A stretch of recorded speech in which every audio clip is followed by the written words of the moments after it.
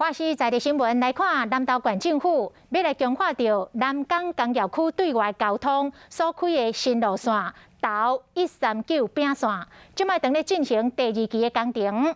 也毋过有一间农舍拄好徛伫个新路线的中，这个厝主无愿意拆掉中间，双方协调了后，决定用搬线的方式，把这个农舍甲刷走。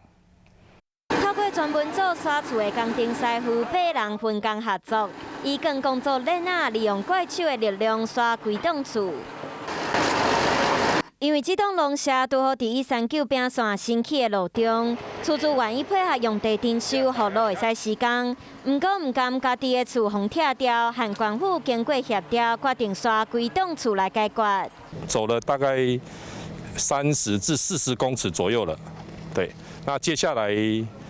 房子要稍微做一个小挖方向，所以讲进度就会较慢去啊。官府工务处长专工到工地关心施工的进度，表示和厝主协调了后，用搬线的方式撇开车道，完全保存规栋厝，嘛互道路工程顺利进行。除了发补偿金，嘛协助厝主顺利买各3局的土地。接到咱的往来园区啦吼，这个2个工业区爱当疏解咱南港路的拥塞的情况。139饼线道路新起工程是南投县政府重要的交通建设，目前进行到第2期，按算明年7月完工，到时南投市的交通动线会使更加完善。